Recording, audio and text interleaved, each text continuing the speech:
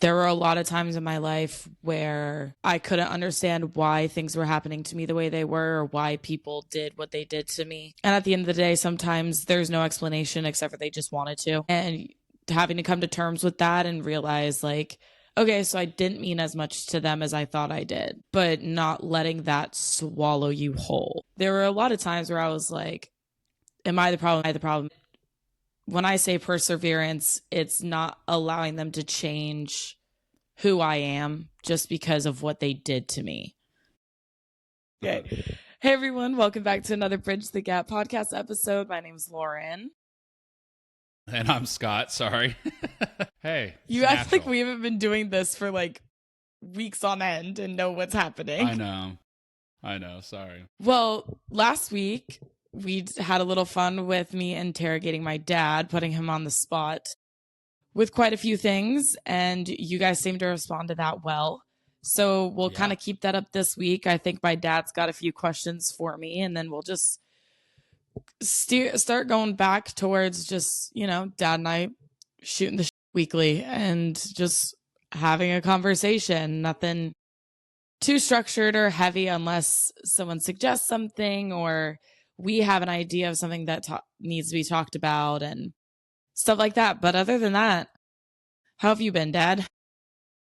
I'm good, I guess. Doing my thing. How are you? Now you're drinking. Yep. I'm good. Still recovering from being at the bars.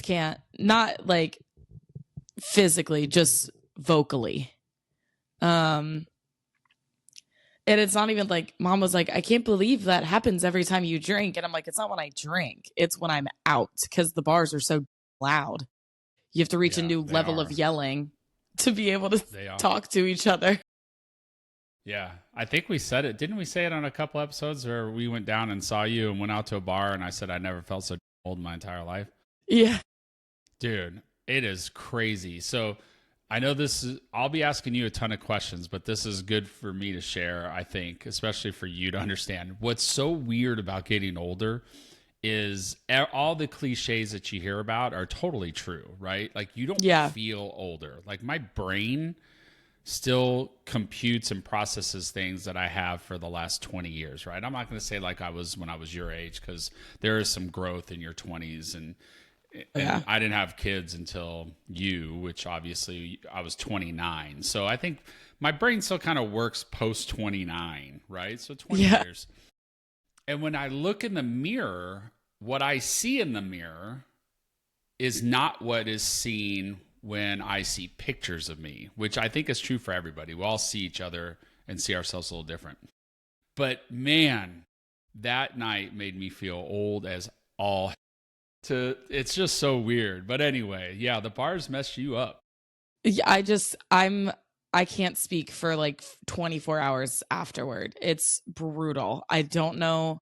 And like everyone kind of loses their voice, but I go like completely like mute. Like I cannot speak. It's insane. But it's fine. It's funny because talking about getting older and then we'll go to the questions. I was at dinner with my best friend last night. And I can't remember exactly what we were talking about, but I think it had something to do with like going out and like drinking and stuff. And then she goes, I don't know why we're like that now. I was like, yeah, I don't know. And then I go, maybe. And then we made dead eye contact. And we went, maybe we're growing up. And then we both just started laughing. And it was like, oh, it's brutal. Like it's a good thing to grow up. But at the same time, like when you come to the realization together that it's like, oh man, like we're old now. Like, I don't get the jokes Ryan makes to me on the phone. I'm like, what are we talking about? Like, I don't get it. I'm like, oh my God. You're not old, but I know, but I feel old when it comes to certain things. And like, I saw a TikTok the other day where it's like, I didn't think I was growing up until I realized I can't have coffee after 3 or I'll be up all night. And I was like, bro, that's me. That's so funny. The thing is, like, you're not old, but there's definitely a significant difference between 17 and 21. So I think what you're recognizing is, man, I'm definitely I'm not a teenager anymore. I'm not in high school. Yeah. Like I have all the things that I need to be an adult now. Like I've Yeah. gone past that. You know what Well, I mean? another thing Not too with need, like, but things that your focus is older as opposed yeah. to being younger. And another thing, like I tell you and mom all the time, like, because you guys are both younger siblings, like you never will understand how old an older sibling feels when their younger sibling does older kid stuff. Right. Like Ryan going to a Halloween party, I was so happy for him, but then I was sitting there, I was like, he is not old enough to be out until 1:30 in the morning at this party. Like I was like, there's no way. And then it just like clicks in my brain. So that's another reason I just feel old all the time, is because like as an older sibling, you know, your younger sibling's supposed to be your younger sibling forever, and then they become an adult and start cussing at you, and you're like, whoa, who said you could use that word? Like, so it's just stuff like that. Yeah. So this episode, I think I'm asking you some questions, right? Mm-hmm. That's what we're going to do. Yeah. You know, I think once again, the goal is for us to have a conversation and be able to talk about things that maybe a dad and a daughter don't talk about very often. So you asking me some questions and learning about me, it was definitely in that theme. And so today we can kind of reverse it. Although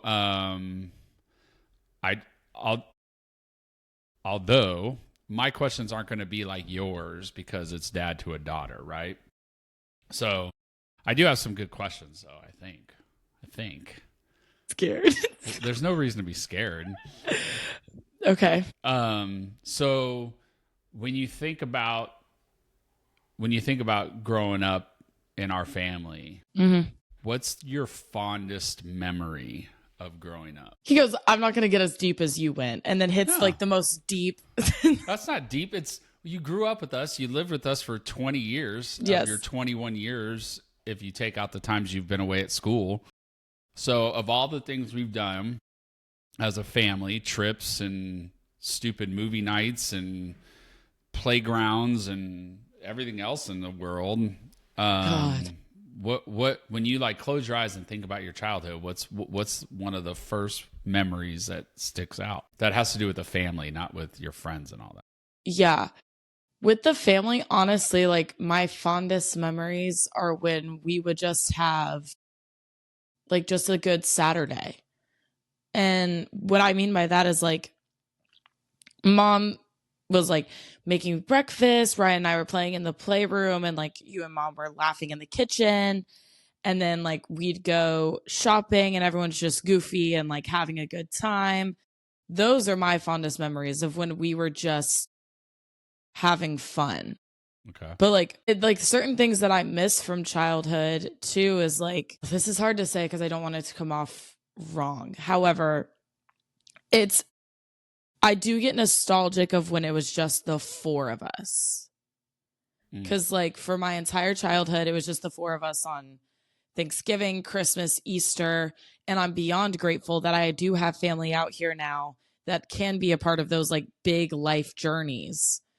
But there's definitely certain times where I'm like, oh, I miss when it was just like us four going to Outback, you know, like not that I'm not great. Again, I'm extremely grateful to have family out here now. It makes everything 10 times better and more memorable because all of us are there. But it is like, I do miss that sometimes when it was just the four of us all the time, just having fun. Okay. So yeah, I think my fondest memories would literally just be like a fun Saturday out, like just all of us, you being goofy in Target, making mom feel embarrassed, making Ryan and I laugh, and then mom would be goofy in the car, like just stuff like that where it's nothing like absolutely paramount. It's just like the little stuff. Yeah.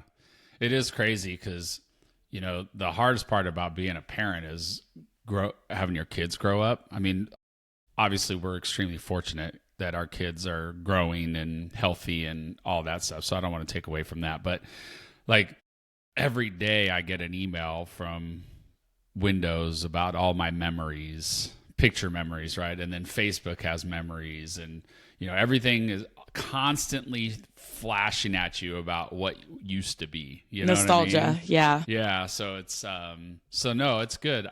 That's good. I'm surprised at your answer. I thought you would have said Disney World or trips to California and the Well, plane yeah, rides those and all are that stuff. But obviously absolutely amazing. And I will always love and remember those too. But when I get nostalgic and I like miss you guys, I don't think of like the big trips. I think about the Saturdays at Target, like yeah, it's yeah, the little moments that you feel like most like a family right, that you get nostalgic for. I right. mean, I miss Disney. Duh. Who wouldn't miss Disney? But it's like there was so much going on that you think of Disney and not the family. Right. So it's like, Right. that's why it's the little moments. That's good. Okay. So growing up, what were Mhm. some of the things that made you feel the most cared for or loved? Like what did your mom and I do either regularly or special occasion wise where you're like you can remember knowing that you're a loved person?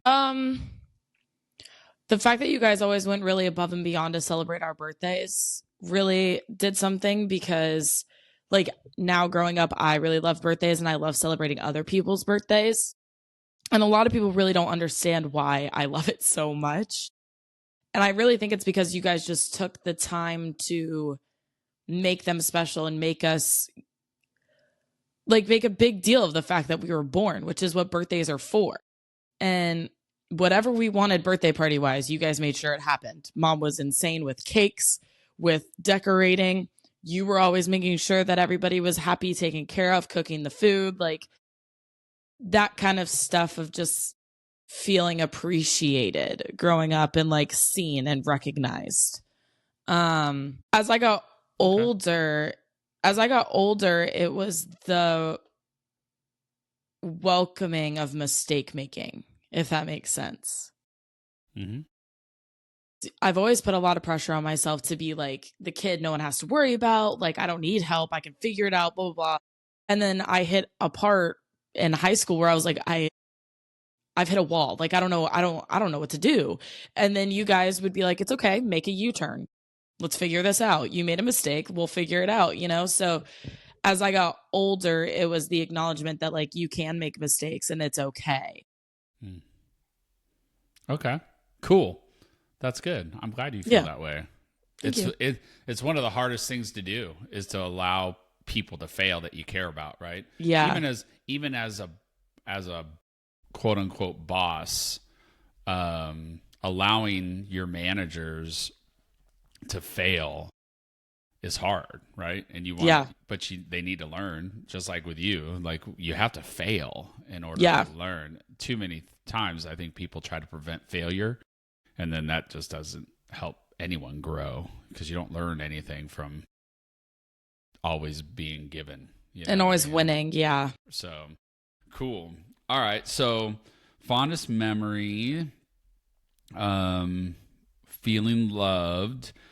When you think about growing up, what are some lessons that we taught you that have stuck with you to this day? Like, what are the most important lessons that you feel we taught? Lying. Don't lie. Because now it's so funny. I was such a habitual liar as a child. I really was, but I was a habitual liar as a child, which most kids are. But now I can't stand being lied to. I'm with you on that one. Yeah, I can't stand it. Don't lie. Please don't. Like, it's just not going to end well. So lying, trusting your family first and foremost. God, that's so hard because it's like you guys taught me so many little things that I've just recognized over the years, but now like being asked like what was the most important ones, I'm like all of them. Every single one of them. You teaching me how to helping me temper my temper. Because like we've talked about, it's on your side of the family and I got it. So learning how to take a deep breath and remove myself from the situation and then coming back to it once I'm more level headed. That's helped me tremendously. And as I've grown into an adult. Trust your family, trust your gut. Always give 110%, even if you don't think it deserves it. Those are good ones. No, I'm trying to think.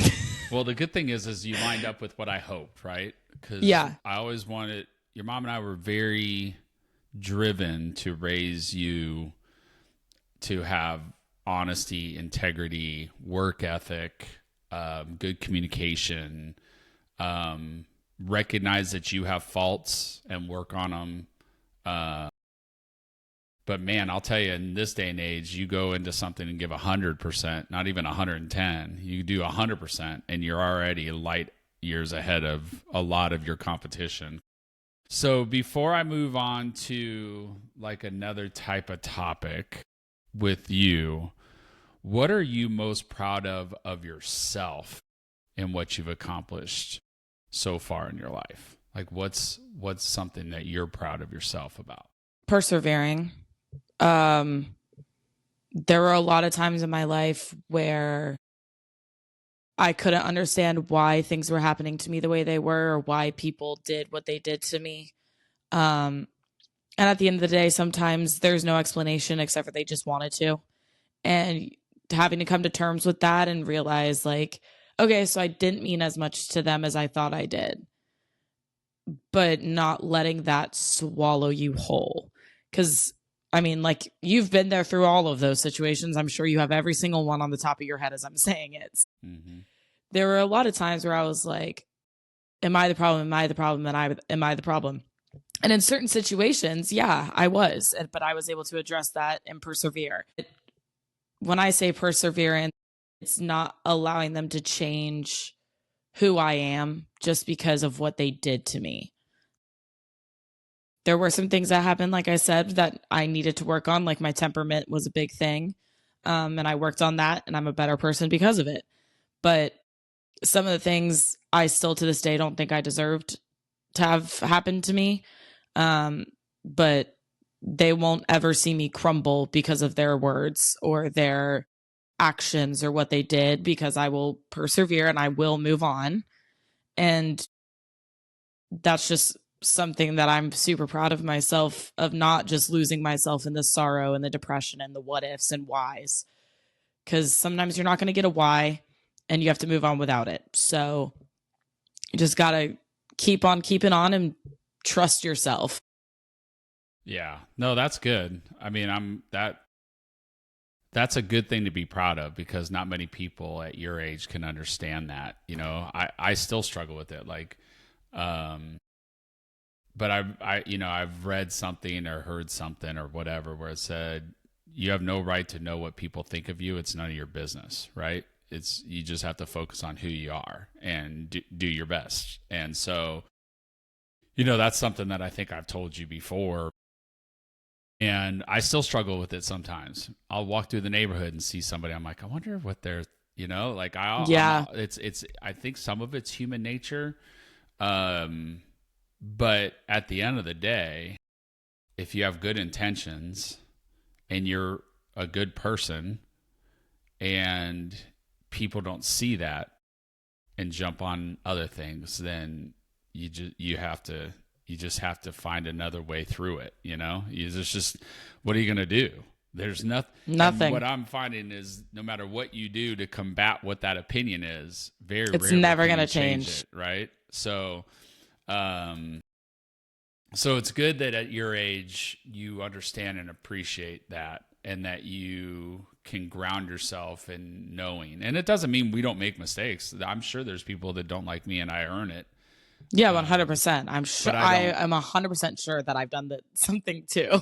Right, but also if I did it, then and you didn't have the balls or the guts to communicate it to me, then why am I going to waste my time on wondering anyway? Yes. And so, yep. But it took me a long time to recognize that. Like I wasn't like that at 21. I can promise you that.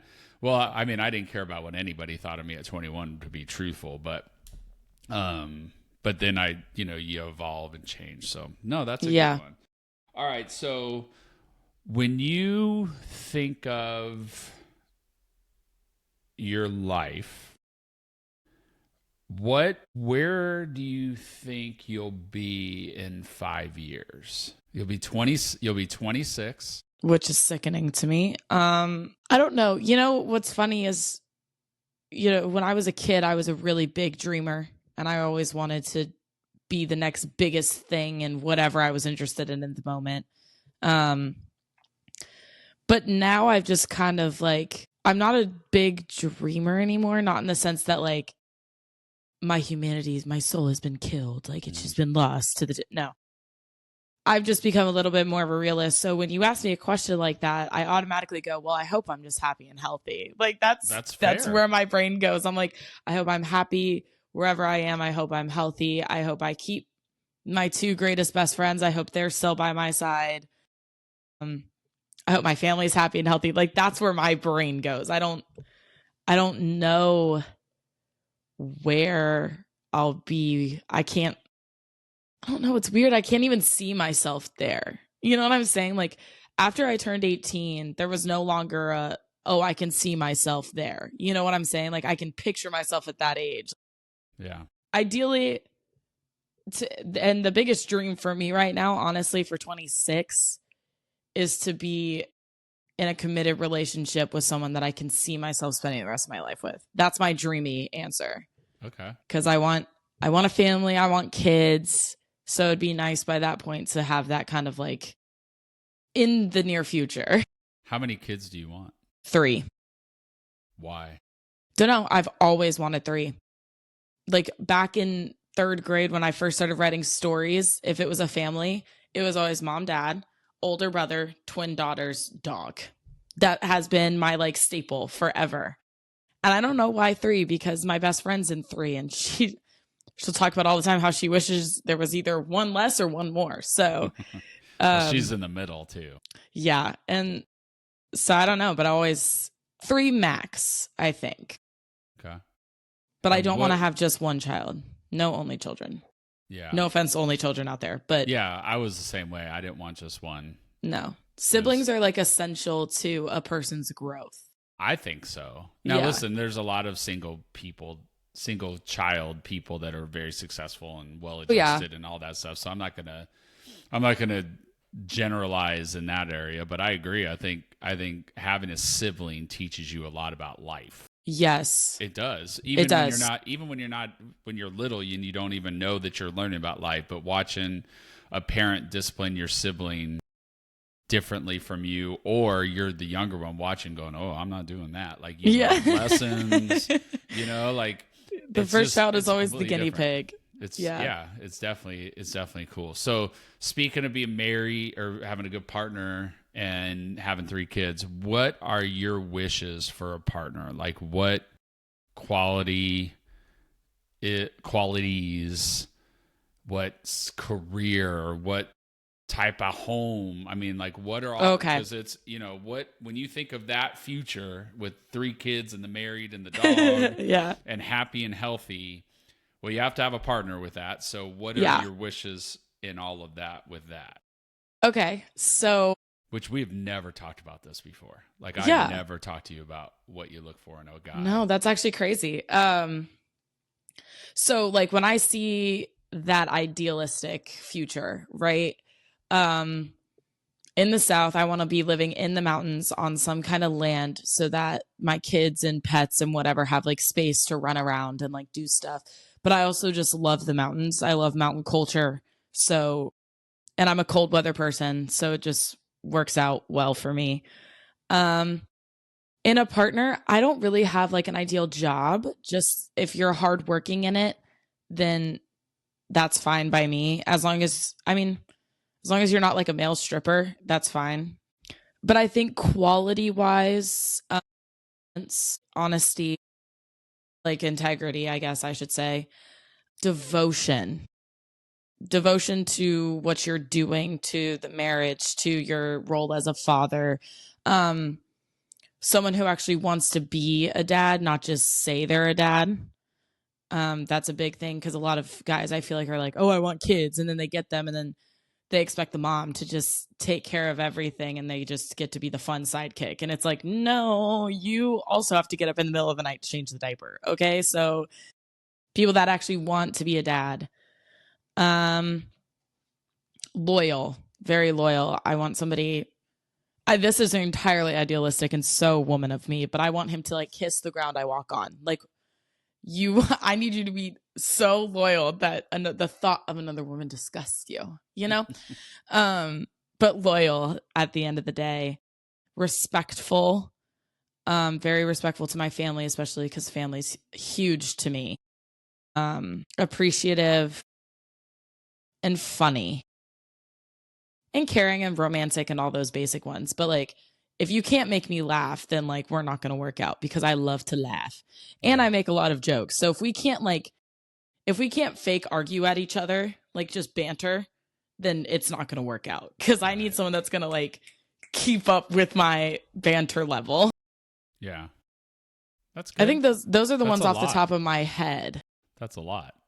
Yeah. Not in a way that's not attainable. You know what I mean? Yeah. Like, I just feel like it's not some like of those, like they've got to be 6'3", they've got to weigh 155, they've got to have this type of car, they've got to have this type of, you know, like I see a lot of those clips from girls that are your age and they're like, you know, they're just, you know, there's those clickbait ones where they're like, what do you look for in a guy? And would you date a guy that was under 6 foot? No, never. And I'm like, that's no. So it's like, I'm not 6 foot. I'm not materialistic. I would love to obviously have materialistic things. Who wouldn't, right? Like that's just human nature to want things. Yeah. But at the end of the day, like all those things mean nothing if you're not a good partner. Like, yeah, you can buy me a car. Sure. Great. Thank you. But if you're an every night, then like, what's the point of having the car? Right. Exactly. So I can drive away from you. Like I don't want that. And by like physical stuff, I don't really even have a type. And I mean, you can see that from guys that I've talked to, dated, you've seen pictures of all of them, met them, some of them. It's like, I don't even really have a physical type. It's just like, I'm just a soul person. That's it. I mean, I definitely have if I go to the bar and I'm going to be looking for one specific type of person, but that doesn't mean I'm going to like cut off all the others. Right. Like, although I will say height wise, as being 5'7", 5'8", I would like a guy to at least be about 5'10". No, I get that. Because I'm a little taller. What I think is insane is when these girls that are 5'1" are demanding men over 6 foot. I'm like, whoa. Calm down there, pipsqueak. Yeah. No, I'm just playing. But yeah, I'm not when I think of the perfect partner, there's zero looks that come into play. It's qualities and how they are as a person. Your mom was like that too. Yeah. Her dating career, including me, that we all looked very different. Mm-hmm. So, cool. So thinking about you now, what makes you happy? Honestly, that happiest that I get is when I'm hanging out with you guys. Mm-hmm. I love like going out and being a part of like my age group and like football games and like engaging with people my age at work. Like those are fun times. And obviously spending time with my two best friends, because we really are the three of us just like our souls are connected somehow because we all just balance each other out really well. Like, so laughing moments where like you're laughing with your best friend to the point where like you can't breathe. Those are the happiest moments. But my best friend and I were literally talking last night about how we are the happiest when we're just like hanging out with our parents. Like it is just the best feeling to be to the point of like, you guys did your job of parenting. So now we can kind of get to the friend standpoint. But also I know that like, if I got stuck on the side of the road, I could call you and you'd be like out the door in 3 seconds, you know? So it's like, those are the happiest moments of when I can just go out to the bar and have a drink with you guys and then goof around. Like when I came home and we went drinking and then the next day at Target, we're walking around because you're like, if I don't keep moving, I'm going to fall over. Like it's those moments that are like the funniest. And I feel the most like at peace with life. That's good. So opposite of that, what makes you sad? What makes me sad is feeling like I'm disappointing not only you guys, but like what little me wanted. You know, like feeling when you're driving late at night after hanging out with people and you're like, what am I doing with my life?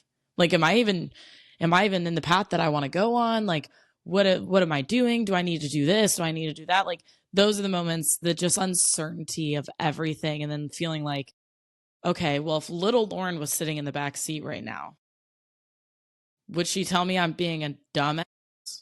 Or would she say you're doing a good job? You know, like those are the moments where I sit back and I'm like, okay, am I disappointing who I thought I was going to be? Am I disappointing my parents in who they thought I was going to be? Am I disappointing or letting down my friends with who they thought I was going to be or need me to be? It's like, it's those moments that make me sad. But then on the more like surface level, it's going out on Halloween and seeing everybody in matching stupid costumes and wanting to absolutely choke myself out because I don't have anyone. So it's that kind of stuff. There's the shallow answer and then the deeper answer. Yeah. No, that makes sense. That never changes either. I know. That's just part of life, you know? I know. It's just, you have to figure it out. And there's no right or wrong when it comes to your path, as long as you're not killing people and, you know, harming people. Yeah. You just do the best you can, you know? Yeah. What's one thing you regret up to this point? Going to college. Done. Really? Yeah. Yeah. Listen, I've done a lot of things that I regret in my life so far.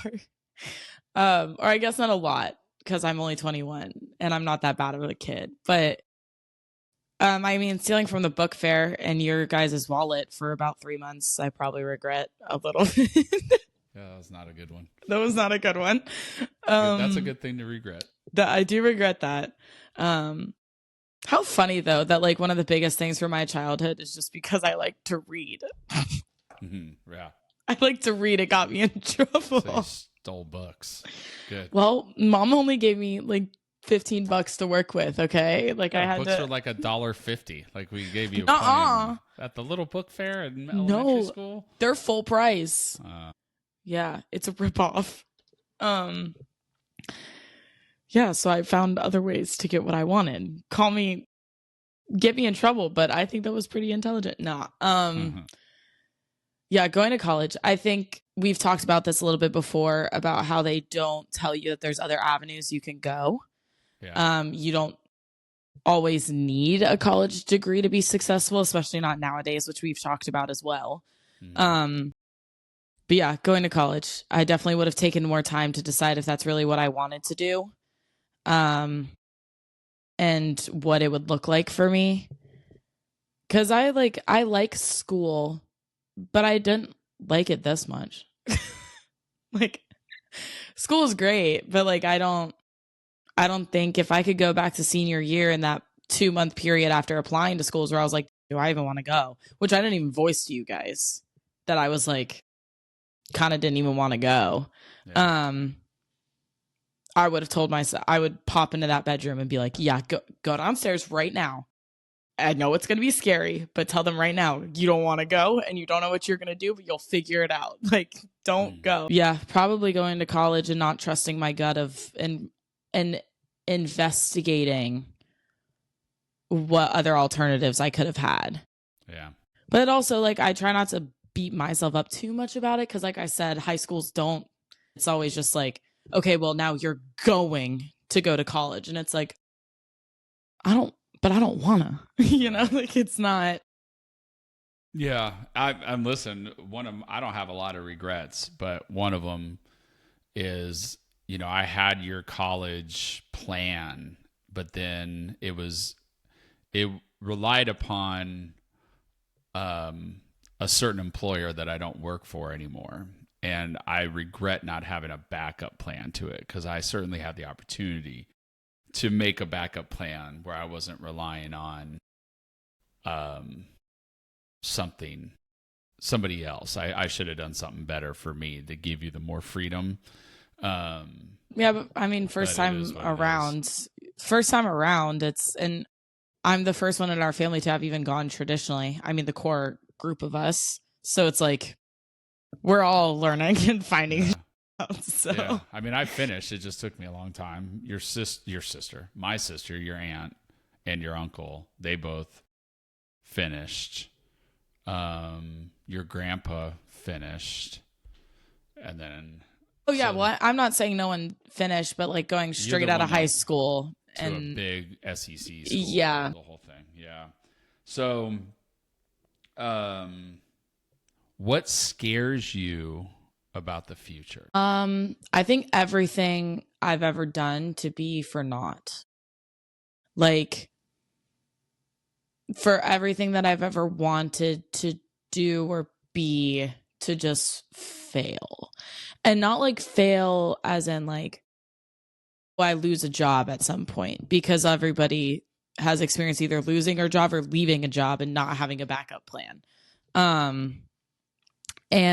But what I mean is like getting in a marriage and it not working out, or having kids and not being a good mom, or like having postpartum depression to where like I just go off the deep end of like I hate this kid, like because that does happen to people. So I think that's for everything that I've ever wanted to just be nothing, to get it. Like I think my biggest fear is literally getting into a marriage and then it sucking. Like I'm good. I mean, well, and not because like they abuse me or anything, but just because it's not working, right? Like the honeymoon stage ends and then we're just like, all right, well, now we're just glorified roommates, like that, I guess. Okay. Interesting. And like dying, but the end of the world, all the other uncertain things about the future. I don't know. Fair enough. If money was irrelevant, where would you go? Everywhere. Oh my God, everywhere.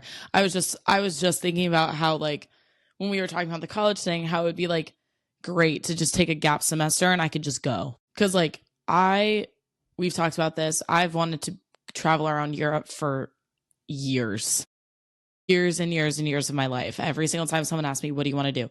Dream vacation. Everyone's saying Bora Bora or, the pretty spots. And I'm like, yeah, I really want to go to like the Russian Winter Palace where the Romanovs died. Like that's where my brain goes. So it's like, I really want to just explore everything, like what the world has to offer, what different cultures have to offer, experience all kinds of different people and walks of life, specifically in Europe, but also because I love history a lot. So I would love to just like binge on my history and go all to the places and, visit places that our families and ancestors came from and stuff like that, and just experience what the world has to offer. Because America has 800 million different cultures in it, but it's not the same as like, at the end of the day, we're all American, right? So it's like, we have that in common. Hey, we still all have that one thing in common. But when you go to like London or Paris or Edinburgh or Dublin, like those are just all kinds of different walks of life that I just like would think it'd be a idiotic thing to pass up the opportunity to get to do that. All right.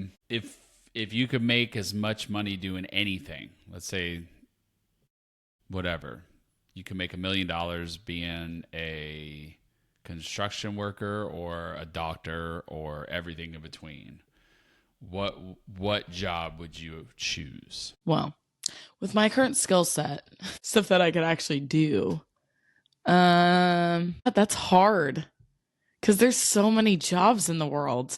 I know, but think about you and who you are and what your interests are. And, we make decisions because we want to have a certain quality of life, right? It's one of the few regrets that I have is that I chased making more money because I had a vision of how I wanted my life to be. And so if I could go back, I would have been a soccer coach, and who cares how much I made? So if that was the case for you, what would you do? Right. Write? Be a writer? Yeah. Be an author.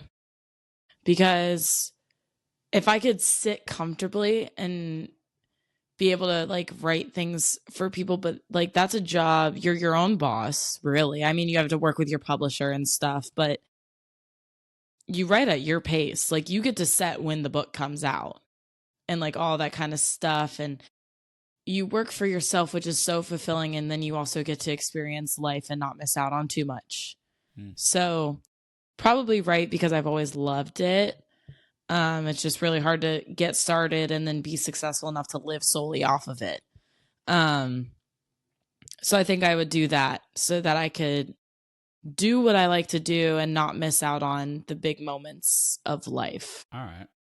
I think. I feel like you're surprised by that answer a little bit. No, because I think you right now. I think Yeah. you could. I think it could be your career if you really wanted it to be. Yeah. So, all right. I've got a couple more. You answered a few of them together, so it's like okay. What is the one quality that you got from me that you're happiest you have? And then same question from your mom.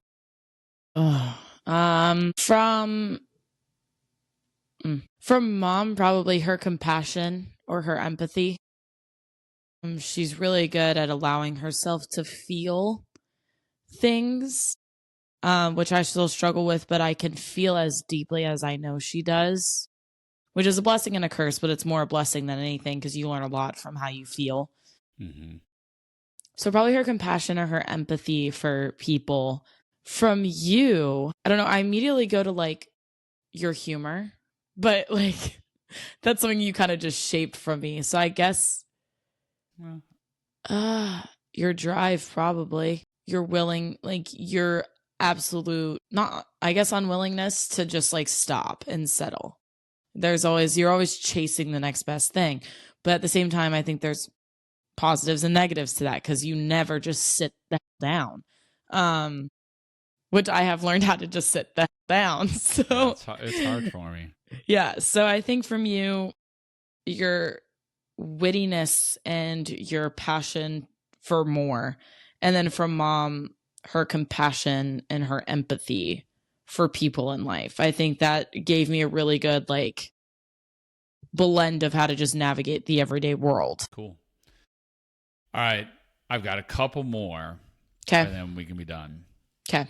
What was one moment in time where you did not feel that we supported you in the way that you hoped? Or maybe we disappointed you in the way that we handled the situation, or maybe we punished you, maybe we didn't punish you. Like, what's the one moment that you can remember going, that one sucked? Gosh, I don't. Like for me, as an example, growing up in the 80s, there was this big push by the PMRC to say everything was satanic and heavy music and rock and roll. So my mom took away all my music, right? Which for me was a big deal because I love music. And so if she were to ask me that question, it would be that answer. Like when you took all my music away because the media and the PMRC, once again, government media, influenced you to believe that Motley Crue singing Shout at the Devil was about devil worship, right? Or right. Kiss was devil worshippers, or Iron Maiden was devil worshippers because they had the song The Number of the Beast, or the album. Mm-hmm. Taking that away from me was a big deal. And she eventually gave it back and stuff, but that would be an example that I would give my mom. So do you have that moment? It's interesting because most of the punishments that I received in my life, I've been able to acknowledge as like fair and necessary for the time. Like I'm sure a lot of people would be like, how can you not say the iPod smashing? I was like, because it was necessary. So like a lot of it I feel like was genuinely necessary. One thing I hope this answer doesn't piss you off. One thing that I still to this day wish we didn't do is move. Still to this day, I wish we didn't move. From the first house here to this Yeah. one? Oh, it's not going to piss me off. I mean, I'm absolutely grateful for our house and like every opportunity that the new house brought us, for sure. Because if I never switched middle schools, I would have never met some of the most important people in my life. But the cost at the time of losing everything else was hard.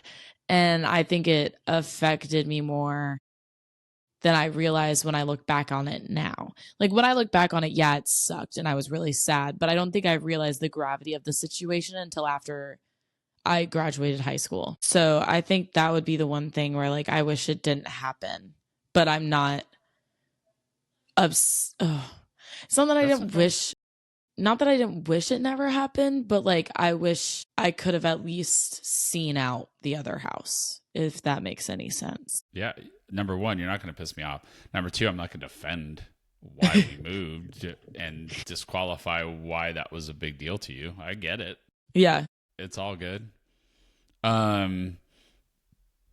Okay.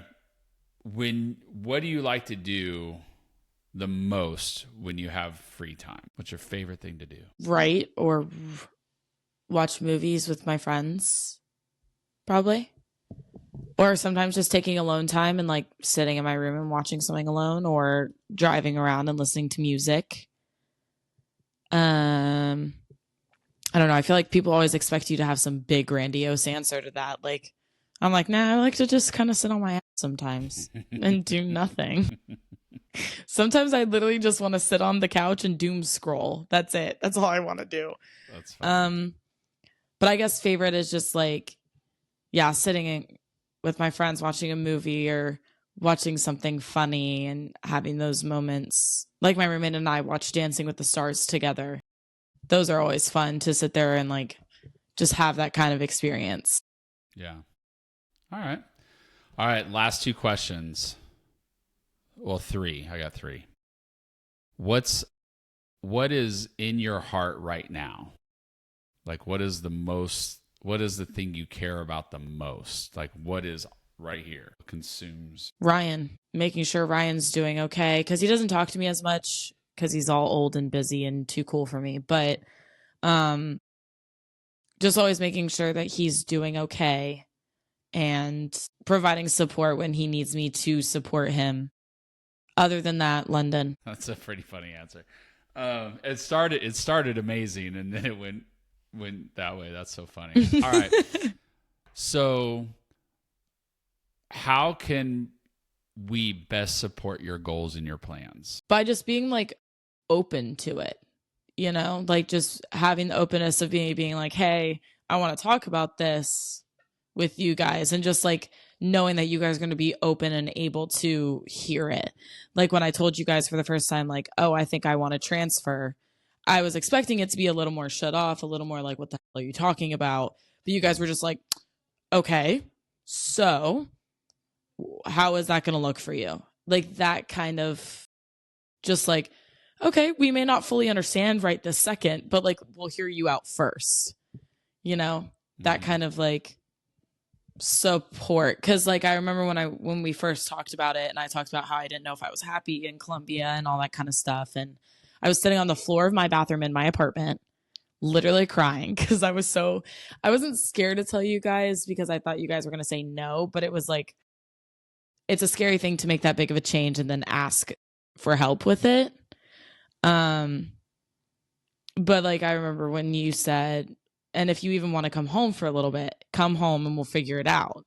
So like that kind of just like, hear me out and then we'll find a solution together kind of thing.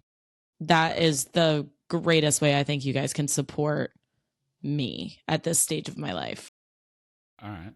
Well, that answered the last one, which is, what do you need from me? Yeah, just the continuous support of like, hey, Dad, I think I'm going to do this. And even if you're like, what the hell are you talking about? You can be like, okay, well, first, what does this look like for you? Yeah. Well, I mean, listen, it's hard as a parent to not provide some sort of perspective because we've just lived so much more life, you know? And even me looking back with like my dad was a very realistic person. So whenever I had dreams of becoming the next drummer for Metallica or something, my dad was always like, that's never going to happen. And he didn't mean it. He didn't mean it the way that I interpreted it at the time. Right. You know what I mean? So it's hard as a parent, you know, we want you to go and achieve, and we know a lot more than you do on what that looks like because we've already done it, you know, or we failed and we learned from it, or both, right? So it's hard. It's hard not to interject. I think at the end of the day, for you to know that you have unlimited potential to do whatever you want to do. And the worst thing that as a parent is that a kid that doesn't realize and recognize it. Mm-hmm. Because then we didn't do a good job of supporting you and giving you the courage and the freedom and the tenacity to go after and achieve, you know? And a lot of people fall into things because they didn't see themselves as being able to. And so that would be the worst thing for me, you know? And so to this very day, whatever you want to do, I want you to do it and be the best at it, you know? And I don't care if you're a janitor, be the best janitor there is, you know? Or if you want to be the next, you know, Barbara Walters or Megyn Kelly, or if you want to be the next Taylor Swift or the next, you know, Jennifer Aniston, or you just want a simple life, just do it to your best, you know, and give it all you got, because it goes quick. Quick. I can tell you that. So yeah, that's good. That was good. Those were good answers. Good questions. Hopefully. I'm glad. They were good questions. Hopefully they were good questions. Well, what's funny is when you said like they're not going to be as deep as yours were, and then you go, favorite part of your childhood, go. And it was like, whoa. Well, that was like, that was, I mean, there's a ton of, like, I can think about my childhood and go, oh man, there was this one time, there was that one time. Yeah. You know? Like, what are you most proud of growing up? For me, it was when I got selected for that national soccer selection team, you know, and watching my parents' faces. And, I mean, yeah, I guess I am just I'm a deep thinker in general. So it's like, yeah, like I did take those. What's the worst thing you did as a kid? Oh, I can tell you. There's a couple. I'll tell you. Right? Like, so like I thought those questions were going to be what you threw at me last week, but you came a little bit deeper about qualities in a spouse, and I was like, holy shit. So anyway, at the end of the day, you know, you learned something about me, a few things about me last week, and I've learned something about you today. So hopefully, you know, like we said at the beginning, this just continues dialogue. And I think going back to why we're doing this, you know, I mean, we're taking a few hours out of our week to do this when we have other things to do. Yeah. But selfishly, I get to talk to you and see you. But I also get to learn something, and hopefully people watch and go, I've never thought to ask my dad that question, or man, I've never communicated to my dad what he did that really helped me when I was younger, and what I wished he would have done. And, you know, those conversations are hard. You know, I never had that kind of conversation with my dad before he passed. Well, it's also a little harder too when it's just like the opposite sex parent, to be honest. Like, yeah, that question about a guy, your mom knows because you and your mom, that's what you and your mom talk about, you know, rightfully so. I think celebrity crushes, but yes. Well, yeah, but also qualities in a guy you've had that conversation with. And I know you've talked to mom about what attracted her to me. And like, I know those are a lot simpler for a daughter and a mom. Yeah. Just like it'll be easier for me to talk to Ryan, and I do when I talk to him about things that are going on, because I was a 17-year-old boy. Like, I know exactly what he's going through. Right? Yeah. So it's harder to your point, opposite sex, because I don't know. I just, there's a lot to it. And a lot of times you just don't want to make the effort. And even same sex, like I never talked to my dad about when he told me I could never be the drummer of Metallica or that caliber, right? That pissed me off. I was 21. I was your age. And I interpreted it in every emotional way a kid can interpret it.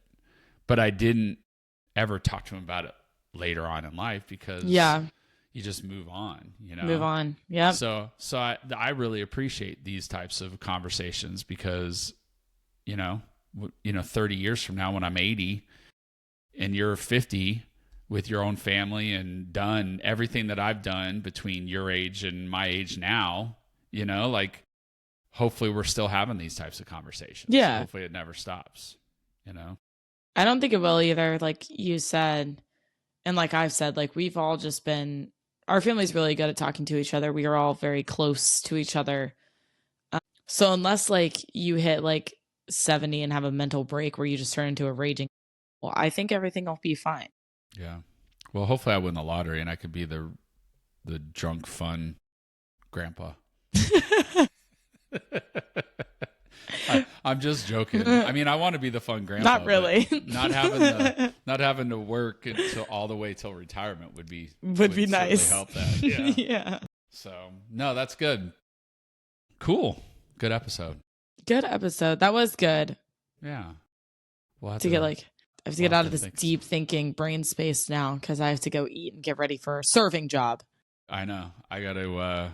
I haven't even eaten all day, so me neither. Eat something. Me neither. Oh gosh.